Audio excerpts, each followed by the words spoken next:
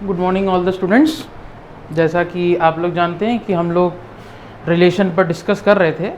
Relation में हमने आप लोगों को टाइप्स ऑफ रिलेशन हम पढ़ा रहे थे। हमने रिलेशन की डेफिनेशन बताई थी, आपको कार्टेशियन प्रोडक्ट बताया था, और लास्ट टॉपिक हमने आपको पढ़ाया था इन्वर्स ऑफ रिलेशन, जिसमें हमने आपको बताया था कि अगर हमारे पास कोई रिलेशन दिया है और हम उसके डोमेन को रेंज कर दें और रेंज को डोमेन कर दें, तब जो रिलेशन कहलाता है वो उसका इन्वर्स कहलाता है।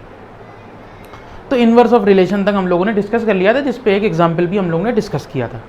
आज हम आपको पढ़ाएंगे टाइप्स ऑफ रिलेशन, कंटिन्यू करेंगे और 3 टाइप के रिलेशन पढ़ाएंगे, 3-4 टाइप के पढ़ाएंगे हम आपको। तो आज पहला रिलेशन जो हम आपको पढ़ाने जा रहे हैं उसको कहेंगे हम रिफ्लेक्सिव रिलेशन। क्या कहेंगे? Reflexive relation. तो रिफ्लेक्सिव रिलेशन आपको पता चल रहा होगा कि कैसा होगा ये रिफ्लेक्सिव रिलेशन, नाम से ही पता लग रहा होगा कैसा है रिफ्लेक्सिव रिलेशन। इसकी डेफिनेशन देखिए, कह रहा है कि अ रिलेशन आर, अगर कोई रिलेशन आर है किसी सेट ए पर, a relation R on set A, ठीक, इज कॉल्ड रिफ्लेक्सिव। अगर कोई रिलेशन आर है और वो सेट ए पर रिफ्लेक्सिव है, तो जो ए आर ए होगा for every A belong to A, that is A comma A belong to R for every A belong to A. देखिए इसका क्या मतलब है।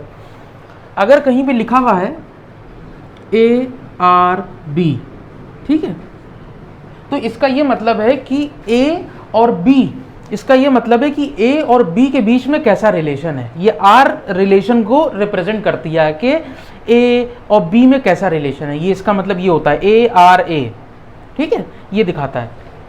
वही हम यहाँ पे कह रहे हैं कि अगर कोई रिलेशन आर है और वो अगर रिफ्लेक्सिव है, तो ए आर ए का मतलब ये है कि उस सेट का कोई एलिमेंट, अगर कोई सेट ए है और उसका मान लिए उसमें दिया हुआ ए बी सी, ठीक, तो उसका जो एलिमेंट ए होगा, एलिमेंट ए होगा, उसका रिलेशन उसी के साथ, उसका रिलेशन उसी के साथ अगर हम देखें तो वो होगा ए कॉमा ए, और ये आर रिलेशन को बिलोंग करना चाहिए। क्या कहने का मतलब हुआ कि देखिए अगर हमारे पास कोई सेट दिया हुआ है ए और उससे अगर हम कोई रिलेशन बना रहे हैं, मान लीजिए फॉर एग्जांपल, हम आपको एक एग्जांपल से समझा रहे हैं इसको। देखिए देखिए एक एग्जांपल देखिए यहाँ पे छोटा सा, ये देखिए रिलेशन है हमारे पास A is equal to A comma B comma C, ठीक है, और हमारे पास कोई रिलेशन है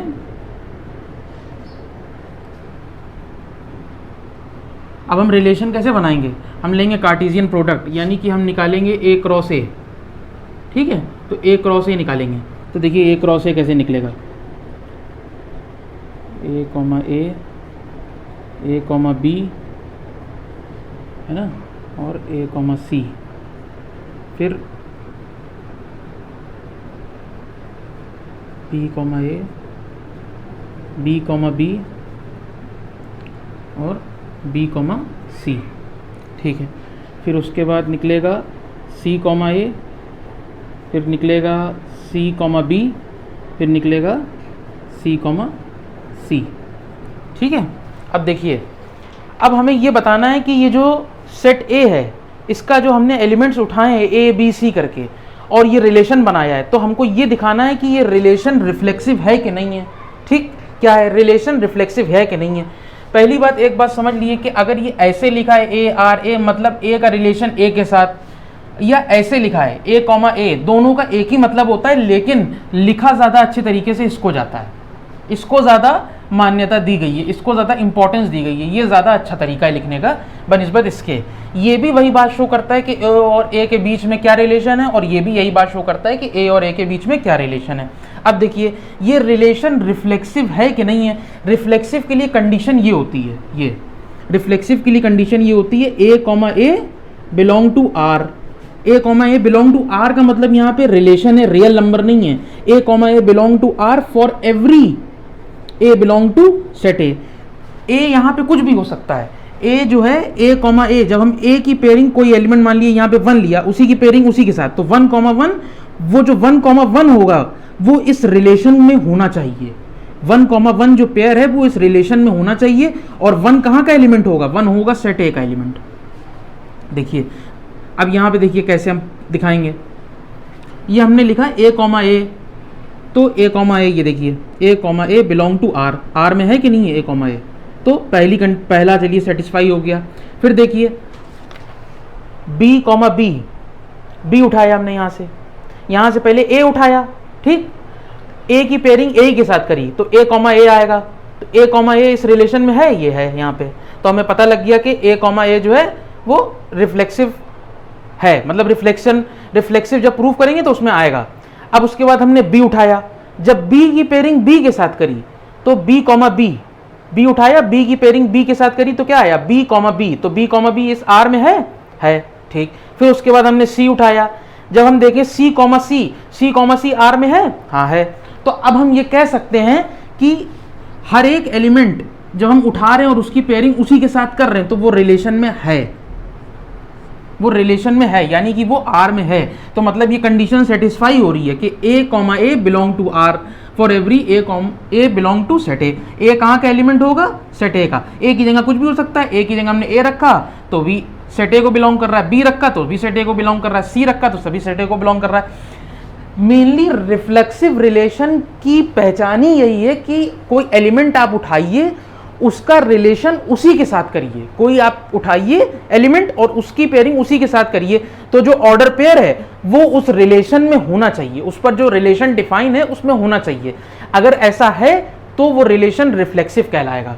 अब इसको एग्जाम्पल से समझिएगा, सवाल से तो बिल्कुल समझ में आ जाएगा आपकी। देखिए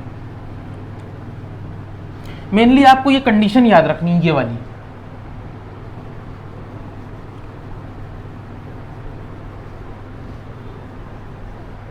ये एग्जाम्पल पढ़िए। देखिए क्या कह रहा है कि if a is equal to 1 2 3, कह रहा है a इज इक्वल टू 1 2 3। अब कह रहा है define the relation R1 R2 and R3। इस सेट A पे कोई 3 रिलेशन हमें दे दिए गए, R1 दिया गया, R2 दिया गया और R3 दिया गया। अब कह रहा है कि ऑन सेट A और प्रूफ करो कि वो जो रिलेशन दिए हैं R1 R2 और R3 वो उस सेट A पर रिफ्लेक्सिव हैं। क्या है, रिफ्लेक्सिव हैं। तो अब देखिए कैसे प्रूफ करेंगे। हमारे पास रिलेशन ये दे दिया, R1 ये दिया हुआ है, R2 ये दिया हुआ है, R3 ये दिया हुआ है। अब देखिए सोल्यूशन, देखिए इसका प्रूफ देखिए कैसे करेंगे।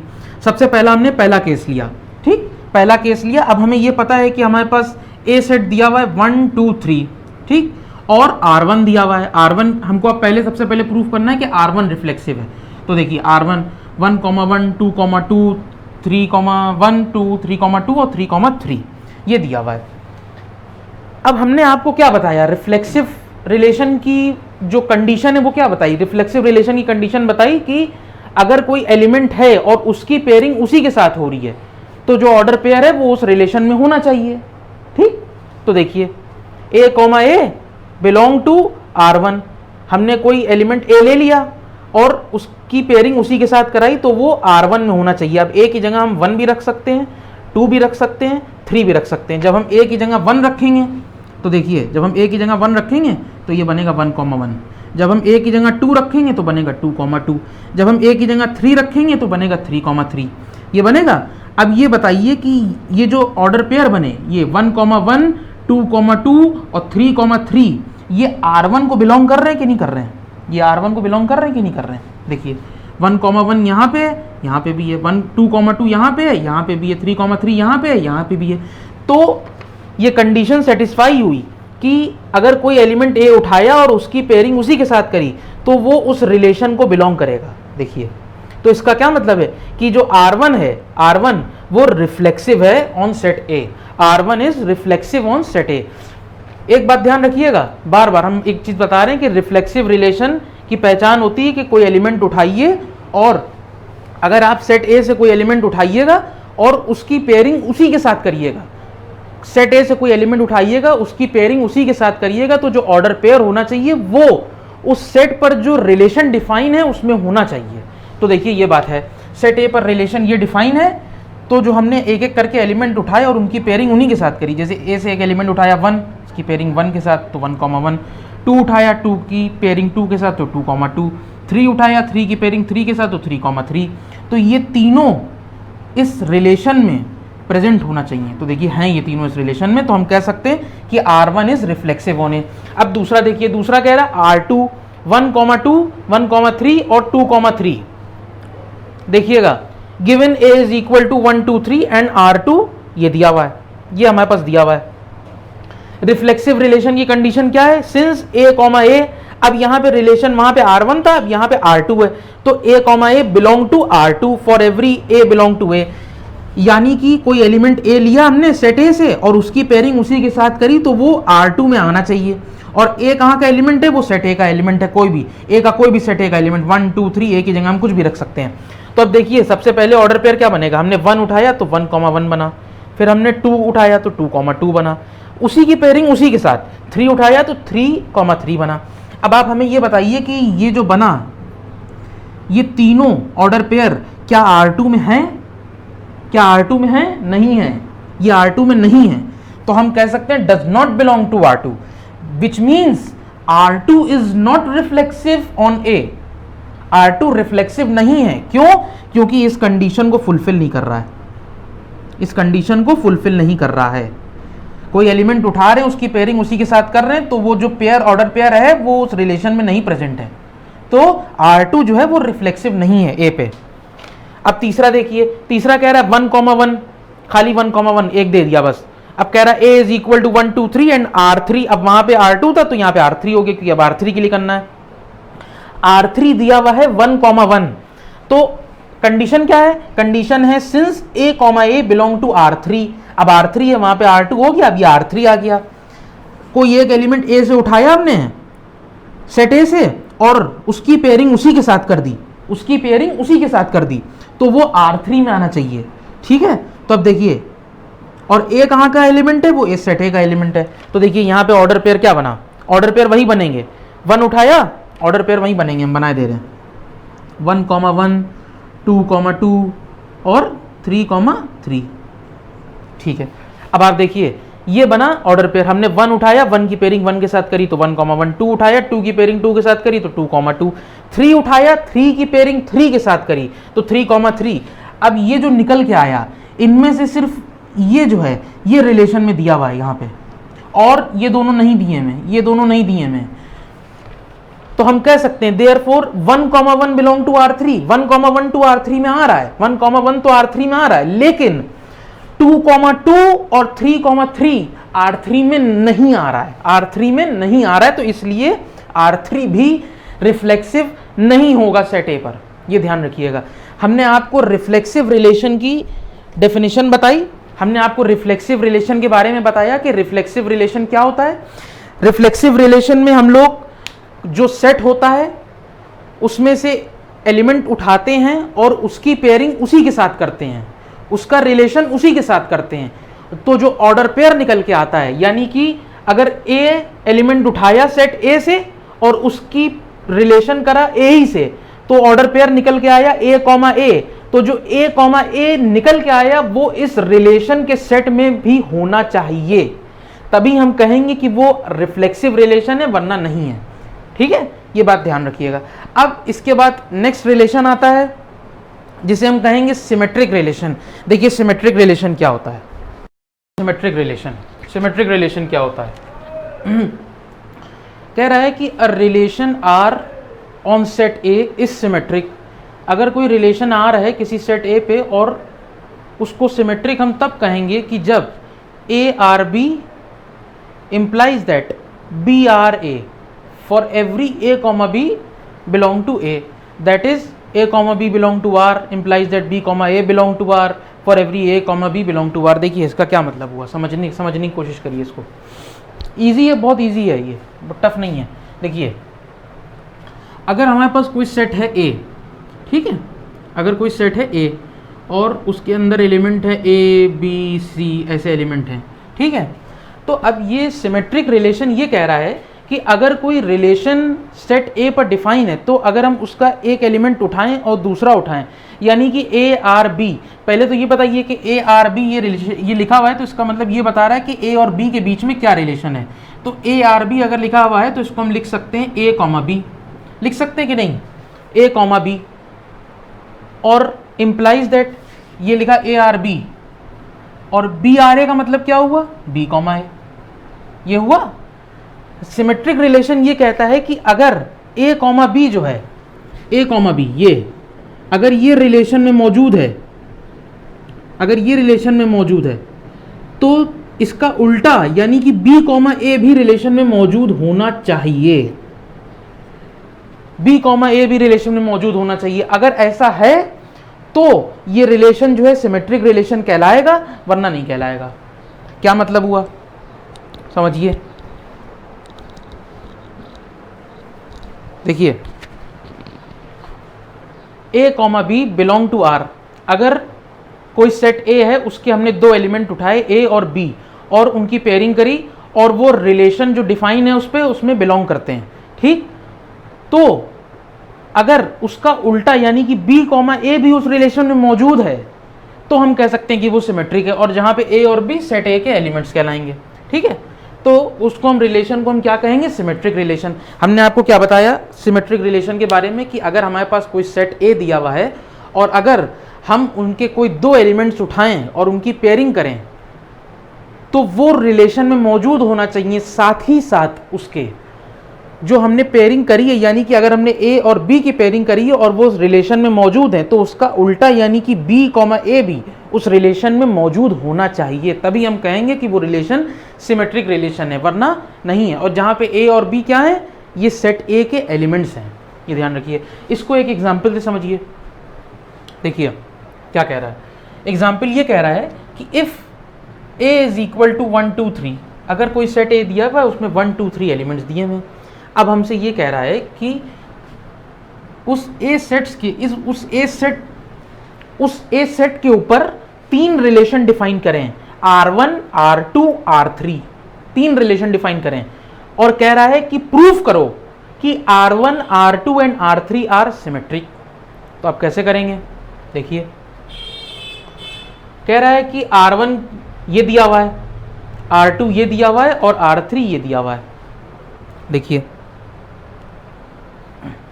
R1 दिया 1, 1, 2, 2, 1, 2, 2, 1, R2 दिया 1, 1, 2, 2, 3, 3, R3 दिया 1, 1, 2, 2, 1, 2, 1, 2, 1 और 3, 1 ये दिया हुआ है। अब देखिए सबसे पहले हम लोग क्या करेंगे, सबसे पहले हमें R1 को सिमेट्रिक प्रूफ करना है। R1 को सिमेट्रिक प्रूफ करने के लिए सबसे पहले हम लिखेंगे given A is equal to 1 2 3, ये हमारे पास गिवन है, और R1 लिखेंगे यहाँ पे। अब देखिए उसके बाद सबसे पहले हम लोग लिखेंगे कंडीशन, जो हमने सिमेट्रिक रिलेशन की ये कंडीशन है, ये सिमेट्रिक रिलेशन की कंडीशन है, ये ध्यान रखिएगा। सिमेट्रिक रिलेशन की ये कंडीशन है। सबसे पहले हमने कंडीशन लिखी, since for every A comma B belong to R1। अब यहाँ पे R1 रिलेशन की बात हो रही है, वहां पे R रिलेशन था, यहाँ पे R1 रिलेशन की बात हो रही है। वहां पे R को सिमेट्रिक प्रूफ करा था, यहाँ पे R1 सिमेट्रिक प्रूफ करना है। तो A comma B belong to R1 implies that B comma A also belong to R1। अगर कोई सेट ए है उसके एलिमेंट्स दो हैं ए कॉमा बी, जिनकी वैल्यू कुछ भी हो सकती है, अगर वो इस R1 रिलेशन को बिलोंग करते हैं तो उसका उल्टा यानी कि बी कॉमा ए भी R1 रिलेशन को बिलोंग करता है, तब हम कहेंगे कि R1 सिमेट्रिक है, वरना नहीं है। देखिए कैसे इसको देखेंगे, चेक कैसे किया जाएगा। यहां से एक ऑर्डर पेयर उठाया 1, 1, तो देखिए ये हमने इसके नीचे लिखा 1, 1, ठीक, बिलोंग टू R1। 1, 1 R1 में है, ये तो हमें दिख रहा है कि है। ये A हो गया और ये B हो गया, ये A और B, ये A हो गया और ये B हो गया। अब अगर ये A और B R1 को बिलोंग कर रहा है तो कंडीशन क्या कहती है कि B, A भी R1 को बिलोंग करना चाहिए। तो देखिए अगर 1, 1 का उल्टा करेंगे तब भी 1, 1 ही आएगा, तो वो R1 में है कि नहीं है? तो हम कह सकते हैं कि ये क्या कहते हैं 1, 1 बिलोंग टू R1, तो उसका उल्टा 1, 1 भी बिलोंग टू R1। अब दूसरा उठाइए, दूसरा उठाया हमने 2,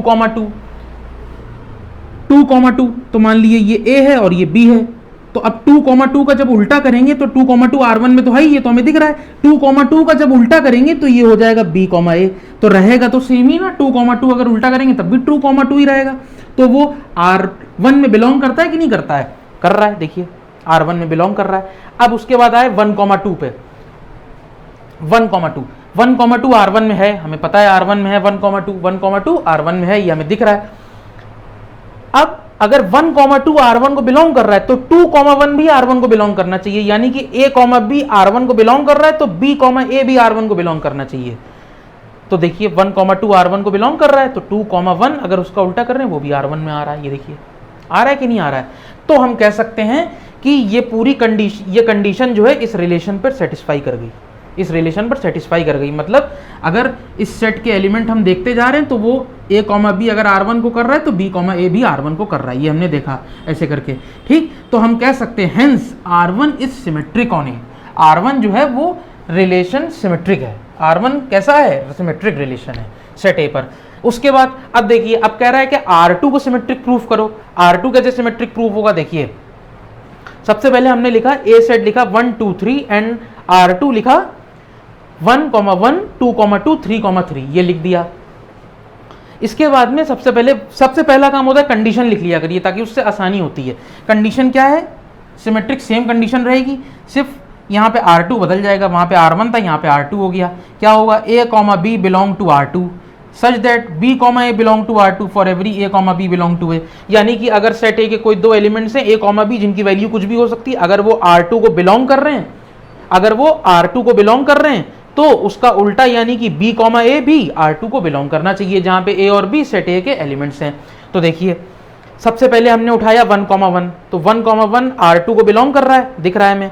अगर 1, 1 का उल्टा करें, ये जैसे मान लीजिए a लिखा है, ये b लिखा है, तो अगर b, a कर दें तब भी 1, 1 ही तो रहेगा, वो भी R2 में है।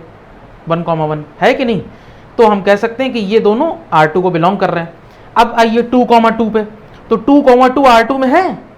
मान लीजिए ये a है ये b है, तो 2, 2 R2 में है, तो a और b और a अगर कर दें, इसका उल्टा कर दें यानी कि तो भी 2, 2 ही तो रहेगा, तो 2, 2 भी R2 को बिलोंग कर रहा है। तो देखिए ये भी बिलोंग कर रहा है, ये भी सही है, यहाँ तक सेटिस्फाई हो गया।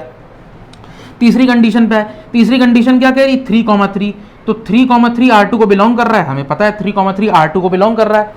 अगर इसका उल्टा कर दें 3, 3 वो भी 3, 3 रहेगा, तो वो भी R2 को बिलोंग कर रहा है। तो यहाँ पर भी जो सिमेट्रिक रिलेशन की कंडीशन है ये सेटिस्फाई कर गई, यानी कि a, b belong to R2 तो b, a belong to R3, यानी कि सेट a के कोई भी दो एलिमेंट लें, अगर उनकी पेयरिंग करें उनके साथ तो वो R2 सेट को बिलोंग कर रहे हैं, अगर उनका उल्टा करें तो वो R2 सेट को बिलोंग कर रहे हैं। ठीक है, ये ध्यान रख रहे हैं। तो हमने क्या प्रूफ करा? हमने कहा R2 इज सिमेट्रिक रिलेशन, तो यहां से हमको ये प्रूफ हो गया कि R2 भी सिमेट्रिक है। हमने R2 सिमेट्रिक प्रूफ कर दिया, R1 करा, R2 करा, अब आई R3 की बारी। R3 देखिए, R3 कैसे प्रूव होगा? R3 हमने जान के हमने जो है सिमेट्रिक नहीं लिया, ताकि अगर दो सिमेट्रिक है तो एक नॉन सिमेट्रिक भी होना चाहिए। A given A is equal to, वैसे ही करेंगे सेम जैसा पहले दो प्रोसेस किया वही करेंगे। Given A is equal to 1, 2, 3, R3 is equal to 1, 1, 2, 2, 1, 2, 2, 1 और 3, 1 ये दिया हुआ है R3 रिलेशन। अब सबसे पहले वही काम, कंडीशन लिखी A, B, वहाँ पे R2 था, वहाँ पे R1 था, तो यहाँ पे R3 हो गया। A, B belong to R3 such that implies that, ये इम्प्लाइज का निशान होता है, implies that B, A belong to R3। अगर सेट A के कोई एलिमेंट दो लिए और अगर वो R3 को बिलोंग कर रहे हैं पेयरिंग करने के बाद, तो उनकी पेयरिंग अगर पलट दी जाए तो वो भी R3 को बिलोंग करेंगे, जहाँ पे A और B सेट A के एलिमेंट्स हैं। सबसे पहले हम लोग ने एग्जामिन करना शुरू किया। देखिए 1, 1 यहाँ से 1, 1 उठाया, तो 1, 1 R3 को बिलोंग कर रहा है, इम्प्लाइज दैट अगर इसका उल्टा कर दें, 1, 1 का उल्टा 1, 1 ही होगा, तो वो भी R3 को बिलोंग करेगा। देखिए कर रहा है कि नहीं कर रहा है? 1, 1 का उल्टा कर देंगे तो वो भी R3 में है कि नहीं? अगर हम लोग 2, 2 देखें, अब 2, 2 R3 में है, हाँ है। अगर इसका उल्टा कर दें तो वो भी R3 में है, देखिए है R3 में, तो ये भी यहाँ तक हो गया। अब आए 1, 2 पे, 1, 2 belong to R3, 1, 2 belong to R3।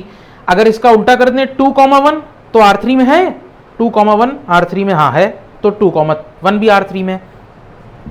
अब आया टर्निंग पॉइंट, 3, 1, 3, 1 R3 में है, दिख रहा है हमें, लेकिन क्या 1, 3 R3 में है? 1, 3 R3 में कहीं दिख रहा है आपको? नहीं दिख रहा है, तो 1, 3 R3 में नहीं है। इसलिए चाहे 2 हैं 3 हैं लेकिन चौथा नहीं है, तो हम कह सकते हैं हेयर 3, 1 R3 को बिलोंग कर रहा है। 3, 1 तो R3 को बिलोंग कर रहा है, लेकिन इसका उल्टा यानी कि 1, 3 R3 को बिलोंग नहीं कर रहा है। मतलब तीसरे जो R3 में जो सिमेट्रिक रिलेशन की कंडीशन है वो सेटिस्फाई नहीं करी। मतलब 3 ने तो कर दिया लेकिन चौथा नहीं कर पाया, तो अब हम कह सकते, तो हम ये कहेंगे कि R3 is not a symmetric relation. कोई भी एक कंडीशन अगर सेटिस्फाई नहीं हुई, 4 हो गई, एक भी नहीं हुई, तो हम सिमेट्रिक नहीं कहेंगे, फॉर्म गलत हो जाएगा, सिमेट्रिक नहीं होगा वो। जैसे यहां पे दिखा, ये R3 में है, ये R3 में है, ये कंडीशन सेटिस्फाई हुई, ये वाली सेटिस्फाई हुई, ये वाली सेटिस्फाई हुई, लेकिन ये वाली सेटिस्फाई नहीं हुई, ये सेटिस्फाई नहीं करी। मतलब 3,1 R3 में है, लेकिन उसका उल्टा 1,3 जो है वो R3 में नहीं है, ये आप देख लिए। तो इसका मतलब R3 is not a symmetric relation, ये ध्यान रखिएगा। तो ये बात हो गई सिमेट्रिक रिलेशन की।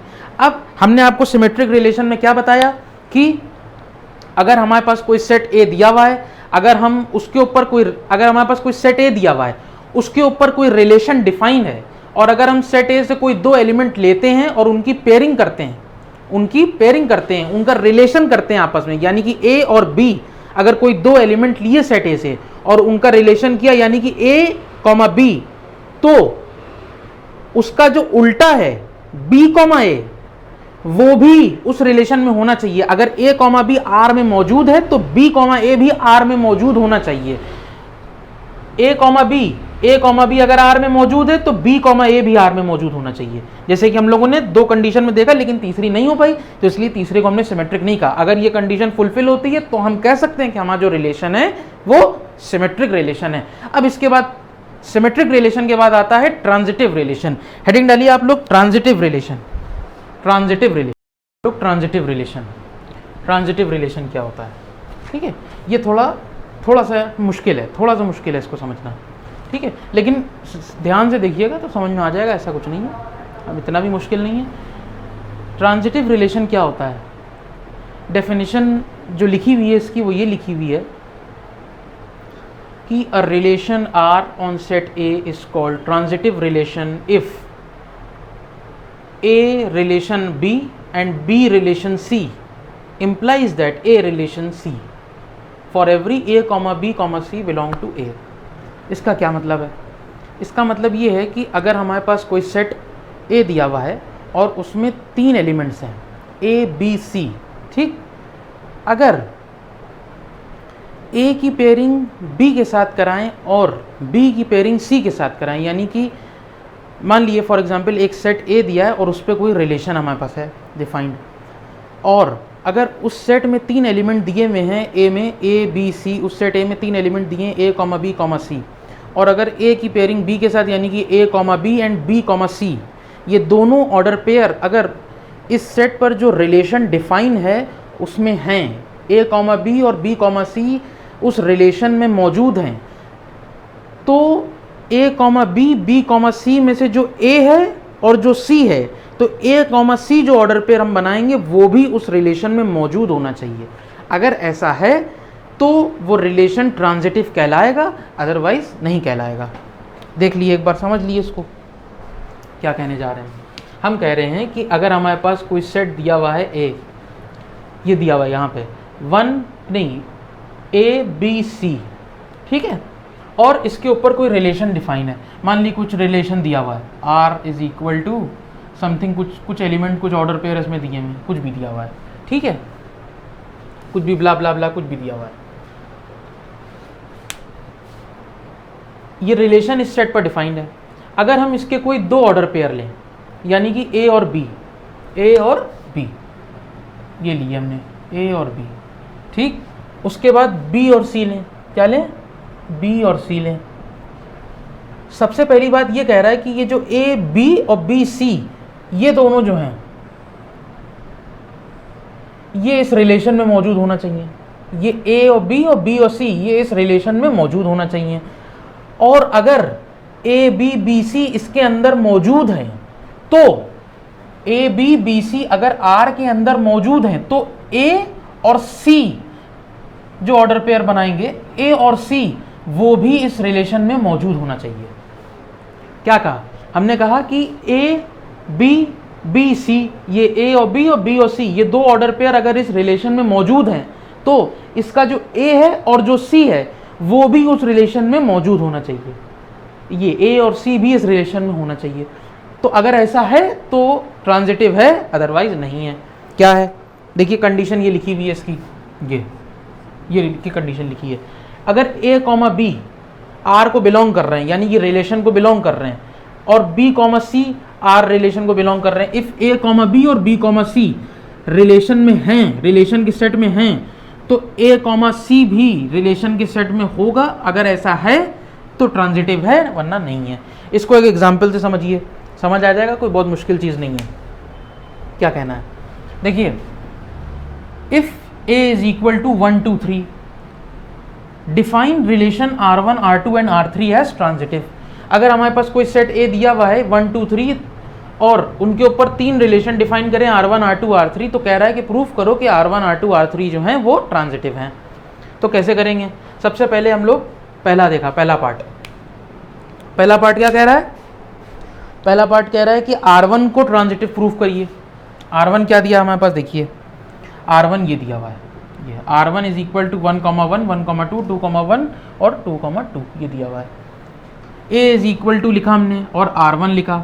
सबसे पहली चीज़ वैसे ही जैसे पिछला क्वेश्चंस करे थे वैसे ही करेंगे, सबसे पहले कंडीशन लिखेंगे, since A comma B belong to R1, वहाँ पे A comma B belong to R था, क्योंकि रिलेशन जनरल रिलेशन की बात कर रहे हैं, यहाँ पे R1 दिया हुआ है तो R1 की बात करेंगे, and B comma C belong to R1, A comma B belong to R1 and B comma C belong to R1 implies that A comma C also belong to R1। अगर A comma B B comma C R1 को belong कर रहे हैं तो A comma C भी R1 को belong करना चाहिए। अगर ऐसा है तभी R1 जो है वो ट्रांजिटिव कहलाएगा, वरना नहीं कहलाएगा। तो देखिए, सबसे पहले हम लोग ने A कॉमा बी यहाँ से पहला ऑर्डर पेयर उठाया। सबसे पहला क्या करेंगे, रिलेशन जो दिया होगा उससे पहला ऑर्डर पेयर उठाया। पहला ऑर्डर पेयर क्या दिया हुआ है, 1 1, तो 1 1 लिखा हम लोगों ने, सेम वैसे ही लिखेंगे, 1 1 बिलोंग टू R1 लिखा, जैसा ऊपर लिखा वैसे ही नीचे लिखा, 1 1 बिलोंग टू R1। अब ये बताइए कि 1 1 R1 में है कि नहीं है, एंड B कॉमा सी। अब देखिए एक चीज ध्यान रखिएगा, A कॉमा बी, यहाँ पे अगर A कॉमा बी है तो यहाँ पे B कॉमा सी है, यानी कि जो B यहाँ पे है वही यहाँ पे है। ध्यान रखिएगा ये वैल्यू दोनों की सेम होनी चाहिए। तो देखिए 1 1 बिलोंग टू R1 एंड, अब देखिए 1 1 यानी कि ये A हो गया और ये B हो गया। अब ऐसा ऑर्डर पेयर ढूंढिए कि जिसमें अगला हम देखें तो B 1 ही आए। यहाँ पे अगर B 1 है तो अगले ऑर्डर पेयर में भी B 1 ही आए। तो देखिए 1 1 तो ये B 1 है, तो B कॉमा सी यही बनेगा, B कॉमा सी, ये देखिए B कॉमा सी बन गया, ठीक, belong to R1। B comma C भी R1 को बिलोंग कर रहा है, हमें दिख रहा है। अगर ये A comma B belong to R1 तो B कॉमा सी भी R1 को बिलोंग कर रहा है। अगर इसको A मान लिए आप, तो अगर ये A है तो ये B है, और ये B है तो ये C है, तो ये दोनों R1 को बिलोंग कर रहे हैं, हमें दिख रहा है। ट्रांजिटिव रिलेशन ये कहते हैं कि अगर ये दोनों R1 को बिलोंग कर रहे हैं तो A और C भी R1 को बिलोंग करेगा। मतलब अगर ये A है, ये B है, ये B या C है, तो ये A और C मतलब ये 1 और ये 2, 1 और 2 A और C भी R1 को बिलोंग करेंगे। तो क्या 1 और 2 R1 को बिलोंग कर रहे हैं? हाँ, कर रहे हैं। तो हम ये कह सकते हैं कि पहला पार्ट ये हम कह सकते हैं कि क्या कहते हैं, ये ट्रांजिटिव में पहली चीज क्लियर हुई, पहला रूल सेटिस्फाई करा ट्रांजिटिव में। अब दूसरा चेक करेंगे, पहला ऑर्डर पेयर सेटिस्फाई कर गया, दूसरा चेक करेंगे। कोई जरूरी नहीं है कि हम सारे ही करें, लेकिन हम यहाँ पे आपको सारे करके दिखा रहे हैं। अगर 2 भी कर जाएंगे तब भी ट्रांजिटिव प्रूव हो जाएगा, 1 भी कर जाएगा तो ट्रांजिटिव प्रूव हो जाएगा। यहाँ पे कोई ये हार्ड एंड फास्ट रूल नहीं है कि आपको सारे करके दिखाने हैं, 1 भी हो जाएगा तो काम चल जाएगा आपके, लेकिन हम आपको सारे करके दिखाई दे रहे हैं। इस पहले पार्ट में देखिए, अगर हम कह रहे हैं कि 1 2, यहाँ से दूसरा ऑर्डर पेयर, पहले 1 1 का चेक किया, अब 1 2 उठाया, 1 2 बिलोंग टू R1, वही कंडीशन, 1 2 बिलोंग टू R1। अब 1 2 यहाँ पे B2 है। अब अगला ऑर्डर पेयर ढूंढिए कि जिसमें पहला कंपोनेंट 2 सेम हो, यानी कि B सेम हो। 1 2 तो पहला होगा 2 1, देखिए 1 2 2 1, B यहाँ पे भी 2 है, यहाँ पे भी 2 है, तो ये हमने B C। जरूरी नहीं है कि B C अगला ही वाला हो, ढूंढना पड़ेगा आपको कौन सा है B C। जरूरी नहीं है कि अगला ही वाला हो, तो यहाँ पे दिया हुआ है तो कोई दिक्कत नहीं, लेकिन अगर ना दिया हो तो आपको ढूंढना पड़ेगा B C। A B तो आप ढूंढ लेंगे क्योंकि जो आपको चाहिए वो A B पहला ही है, लेकिन B C आपको ढूंढना पड़ेगा कि B C क्या हो सकता है। तो जो अगला सेम हो पहला तो वो आपको B C मिल जाएगा। जैसे यहाँ पे 1 2 तो ये A B तो मिल गया, लेकिन B C हमें यहाँ से ढूंढना पड़ेगा कि B C क्या हो सकता है। तो अगर B यहाँ पे 2 है तो यहाँ पे ऐसा कौन सा ऑर्डर पेयर है कि जिसका पहला एलिमेंट 2 है, तो ये 2 1 है। 1 2 तो यहाँ पे 2 1 देखिए है। 1,2, 2,1 बिलोंग्स टू R1, ये दोनों R1 को बिलोंग करते हैं। तो अगर ये A है और ये B है और ये B है और ये C है, तो A और C भी R1 को बिलोंग करना चाहिए, यानी A और C यहाँ पे क्या होगा, A 1 होगा और C 1 होगा। तो 1,1 यानी कि A, C मतलब 1,1 R1 को बिलोंग करेगा। तो क्या 1,1 R1 को बिलोंग कर रहा है? 1,1 R1 में है, हाँ है, हमें दिख रहा है। तो चलिए दूसरा ऑर्डर पेयर भी सेटिस्फाई कर गया। अब तीसरा देखते हैं। तीसरा क्या है? तीसरा है 2,1, 2,1। अब देखिए पहला तो हमें पता है 2,1 R1 को बिलोंग कर रहा है, लेकिन अगर ये A और B है तो B और C अब हम कैसे ढूंढेंगे? इसमें अगला एलिमेंट कौन सा होगा कि जिसमें पहला 1 हो? इसमें अगर B 1 है तो अगले में B 1 होना चाहिए, BC। तो अगला हो जाएगा आपका 1,2, ये हो जाएगा 1,2, 2,1, 1,2 बिलोंग्स टू R1, 1,1 और 2,1 और 1,2 belongs to R1, implies that 2,2 belong to R1। अगर ये A है और ये B है, ये B और C है, तो A और C यानी कि 2 और 2, 2,2 बिलोंग टू R1। तो क्या 2,2 R1 में है? हाँ है, हमें दिख रहा है। तो तीसरा भी हो गया। अब चौथा देखिए, चौथा क्या है? चौथा है 2,2, 2,2 बिलोंग टू R1। तो अब अगला ऑर्डर पेयर अगर हम देखें कि जिसमें B यहाँ पे 2 है तो अगले में भी B 2 होना चाहिए। तो 2,2 के साथ आया आपका 2,1। देखिए A B और B C। हमने क्या बताया? हमने कहा कि A B है तो आपको पता चल जाएगा पहले ही, लेकिन ज़रूरी नहीं है कि B और C अगला ही वाला हो। B और C आपको ढूंढना पड़ेगा कि कौन सा होगा, ये ध्यान रखिएगा। तो B और C हमने देख लिया। यहाँ पे B और C 2,1 होगा, तो अगर ये A और ये B और ये B और ये C, तो A और C क्या हो जाएगा? ये यानी कि 2,1 A और C बिलोंग टू R1। तो क्या 2,1 R1 को बिलोंग कर रहा है? हाँ कर रहा है, ये दिख रहा है हमें। तो चौथा भी हो गया। तो अब चारों ऑर्डर पेयर सेटिस्फाई कर गए ट्रांजिटिव इक्वेशन, ट्रांजिटिव रिलेशन की कंडीशन को। चारों ऑर्डर पेयर देखिए 1,1 भी कर गया, ये भी कर गया, ये भी कर गया, ये भी कर गया, ये भी कर गया। ठीक, चारों से हमें पता लग गया। तो इसका ये मतलब है कि R1 जो है वो ट्रांजिटिव है, R1 ट्रांजिटिव रिलेशन कहलाएगा। ये बात क्लियर हुई। ट्रांजिटिव रिलेशन की कंडीशन ध्यान रखिएगा, A, B belong to R, तो B, C belong to R। अगर ये दोनों कंडीशन साथ में होंगी, A, B भी R को कर रहा है और B, C भी R को कर रहा है, तो A, C यानी कि ये A, C ये भी R को बिलोंग करना चाहिए। अगर ऐसा है तो ट्रांजिटिव है, वरना नहीं है, ध्यान रखिएगा। इसके बाद में दूसरा R2 देखते हैं, R2 है कि नहीं है।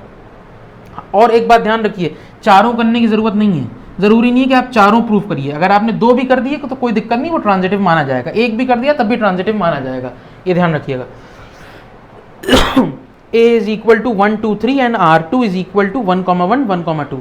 अब R2 के पास हम लोग वैसे ही लिखेंगे, वैसे ही कंडीशन लिखेंगे। A, B belong to R2 and B, C belong to R2 and A, C belong to R2 implies that A, C भी बिलोंग टू। अगर A, B R2 को बिलोंग कर रहा है और B, C R2 को कर रहा है, तो A और C भी R2 को बिलोंग करेगा, जिसमें A, B, C क्या है? सेट A के एलिमेंट्स।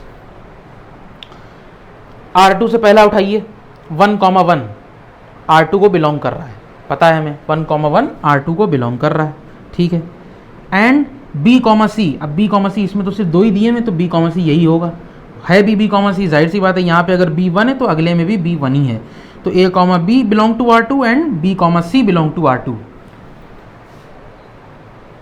तो इम्प्लाइज दैट A, C, अगर ये A है और ये B है और ये B है और ये C है, तो A और C क्या हो जाएगा? ये हो जाएगा A और C। तो यानी कि 1 और 2 R2 को बिलोंग करें। क्या 1, 2 R2 में है? हाँ है। तो इसमें ये रूल सेटिस्फाई कर गया। अब इसके आगे कोई ऑर्डर पेयर दिया ही नहीं है, तो इसमें चेक करने की जरूरत ही नहीं, ये यहीं पे ट्रांजिटिव प्रूव हो गया। यानी कि R2 is a transitive relation on set A। एक ही से प्रूव हो गया, काम चल गया। अब देखिए ये जो सिचुएशन आ रही है तीसरी वाली, ये कुछ खास है, इसमें कुछ खासियत है, ध्यान रखिएगा। इसमें कुछ स्पेशलिटी है, ये स्पेशल केस है एक तरीके का। ऐसा केस ज़्यादातर आता नहीं है, वैसे समझ लिए, कोई दिक्कत की बात नहीं है इसमें इतनी। Given A is equal to 1, 2, 3 and R3 is equal to 1, 2 and 1, 3, ठीक है। देखिए सबसे पहले हमने कंडीशन लिखी, ये A, B belong to R3 and B, C belong to R3 and A, C belong to R3। यानी कि अगर हम यहाँ पे 1, 2 लें, ठीक, और R3 को बिलोंग करें। एंड अब यहाँ पे हमें बताइए B, C आपको मिल रहा है कहीं पे? अगर हम कहें 1, 2 बिलोंग टू R3 तो यहाँ पे B, C आपको कहीं दिख रहा है? नहीं दिख रहा है। यहाँ पे अगर B2 है तो अगला कोई ऐसा एलिमेंट है कि जिसमें B2 आ जाए, पहला एलिमेंट 2 आ जाए? नहीं है। तो हम लॉजिकली तो यही कहेंगे ना कि ये ट्रांजिटिव नहीं है, लेकिन ये ट्रांजिटिव है। ऐसा क्यों? क्योंकि देखिए 1, 2 और 1, 3 ये स्पेशल केस है। 1, 2 और उसके बाद डायरेक्ट दे दिया उन्होंने 1, 3, ठीक। यानी कि अगर सेट ए ये दिया हुआ है 1, 2 और 1, 3, बीच के सारे एलिमेंट गायब हो गए। क्या हो गया? बीच के सारे एलिमेंट गायब हो गए। तो अगर बीच के सारे एलिमेंट गायब हो गए 1, 2 और डायरेक्ट उसके बाद 1, 3 दे दिया, तब भी ये ट्रांजिटिव कहलाएगा। ये एक स्पेशल केस है, इसको अलग से नोट डाउन करके लिखिए। Since there is no situation in which, यहाँ पे कोई सिचुएशन ऐसी नहीं दी हुई है कि A, B R3 को बिलोंग करे और B, C R3 को बिलोंग करे तो A, C भी R3 को बिलोंग करे। ऐसा क्यों है? क्योंकि A, B तो दिया हुआ है लेकिन B, C नहीं दिया हुआ है। लेकिन this is a special case in which after 1, 2 suddenly 1, 3 appears, leaving all the pairs in between, सारे बीच के पेयर को छोड़ दिया उन्हीं ने। 1, 2 के बाद डायरेक्ट 1, 3 पे आ गए। मतलब अगर 1, 2 दिया हुआ है तो 2, 3 नहीं दिया हुआ है, 2, 3 नहीं दिया हुआ, डायरेक्ट 1, 3 पे आ गए। बीच के जितने थे सब छोड़ दिए। तो अगर ऐसा केस बन जाए तब भी ट्रांजिटिव कहलाता है। ये एक स्पेशल केस है, इसको अलग से नोट डाउन करके लिख लीजिएगा, है ना। हमने आपको ट्रांजिटिव रिलेशन की क्या पहचान बताई कि अगर हमारे पास कोई सेट दिया हुआ है A, B, C और अगर उनमें हम लोग A, B की पेयरिंग करें और B, C की पेयरिंग करें तो A, B और B, C दोनों रिलेशन में हैं। और अगर इन्हीं के साथ साथ A, B, B, C के साथ साथ A, C भी रिलेशन में मौजूद है तो वो ट्रांजिटिव कहलाएगा, अदरवाइज ट्रांजिटिव नहीं कहलाएगा। ये एक स्पेशल केस था जिसमें हमने ट्रांजिटिव बताया है, इसको अलग से लिख लीजिएगा। तो आज हम लोगों ने 3 टाइप के रिलेशन पढ़े, जिसमें हम लोगों ने रिफ्लेक्सिव रिलेशन पढ़ा, सिमेट्रिक रिलेशन पढ़ा और ट्रांजिटिव रिलेशन पढ़ा और उस पर हम लोगों ने एग्जाम्पल्स देखे। नेक्स्ट हम आपको पढ़ाएंगे इसमें इक्विवेलेंस रिलेशन। और हाँ, एक और गुड न्यूज़ है आप लोगों के लिए कि जो बच्चे क्लास 12th की फ़िज़िक्स पढ़ना चाहते हैं उनके भी वीडियो लेक्चर्स इस चैनल पर प्रोवाइड करे जाएंगे और वो लेक्चर्स भी मैं आपको दूंगा। और क्लास 12th की फ़िज़िक्स का पूरा फिज़िक्स का जो कोर्स है वो आपको इस चैनल पर प्रोवाइड किया जाएगा। नेक्स्ट लेक्चर हमारा फिज़िक्स पर ही होगा। ऑल्टरनेट लेक्चर्स डाले जाएंगे, एक अगर हम इस पे डालेंगे तो एक फिज़िक्स पे डालेंगे, एक इस पे तो एक फिज़िक्स पे डालेंगे। ऐसे कर करके हम लोग दोनों चीज़ों को लेकर साथ में चलेंगे। अगर आपको ये वीडियो पसंद आई हो तो इस वीडियो को लाइक करें, शेयर करें, कमेंट करें, चैनल को सब्सक्राइब करें और बेल आइकन प्रेस कर दें ताकि नई वीडियो का नोटिफिकेशन आप तक पहुँचते रहें। तब तक के लिए थैंक यू।